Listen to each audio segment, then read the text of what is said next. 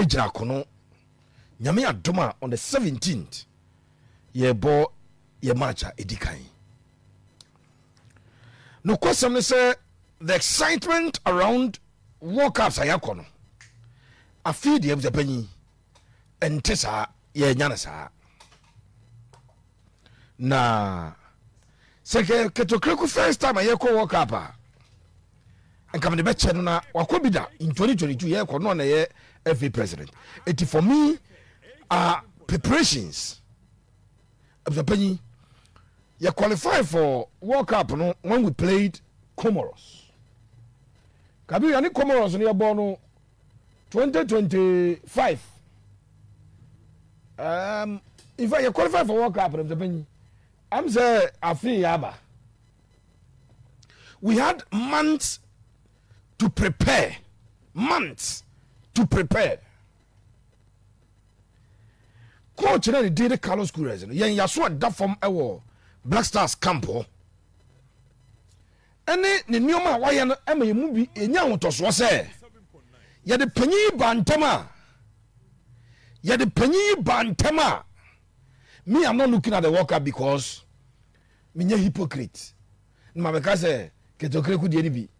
Bad teams can win tournament. Sometimes good teams doesn't win and good teams can win and bad teams win and bad teams have philosophy ne ade na market person draw ni na butepanyi enkusi bebia delay ho ofena na man kaka sasem World Cup na yebe bona butepanyi ma memnya bold statement ha no Asian nation will win the World Cup, no African nation will win the World Cup, no Central American nation will win this World Cup.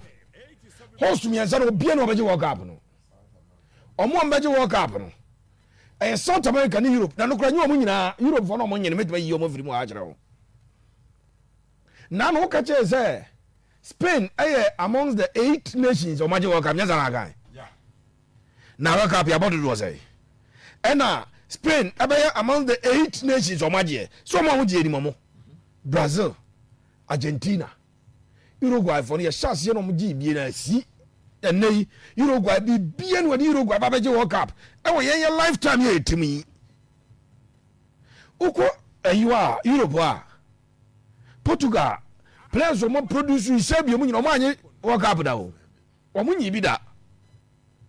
It took 2010 until Spain never in the first World Cup. Go and check players in Spain and produce the Americans. Into France, Spain, Argentina, Brazil, Germany. One more England for 66 years.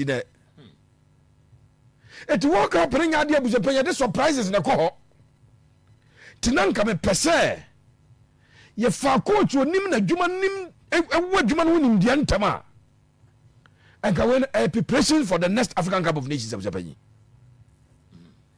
And ka coach me gidi pass up me say me wo gidi wo mu say obo World Cup hiwie na mpanyfo betwa maintain sika no osoro dibinim say omo ye short term project so betwa maintain na ye nyan qualify for the next AFCON ba betwa ka cho say enya se ba ko ya qualify na otu ado no ye be qualify na ye kwa we'll get back to baby enim yesa AFCON ya ba the last 4 there e be do na ka ho I can trust this coach to do that.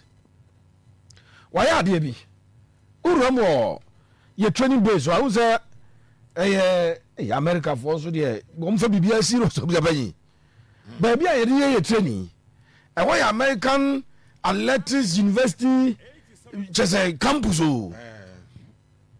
na last time a manche no ekwe training no ana school for my ni bi omo pia no mo be sia players no mo twam fonyini na we pia no be sia manche mo twam fonyini Carlos Queiroz ehu za de da ban ni anye ho it is second day training no oko clear kwam coach na akose oko prevent people from getting closer to the Black Stars. I'm sure you say baby a training wa change no. Wow. Baby a Black Stars a training no. Carlos Queiroz na we na say hwehwem Steve say hwehwem na ye ahifo de libia Sarante de yi omo free championship playoff no. Yeah. Coach ni ye training and was spotted say ankofo bi te dan bi so the camera video ni training no stop training no and we catch authorities or person block baby and go for it no we change your training base you know at the free baby initially the panyina omo training because the rate at which na amanfo nya access to the team na coach Echirema up total concentration for the Black Stars and obinya sa total concentration na he needed to take the team away from that particular venue nana on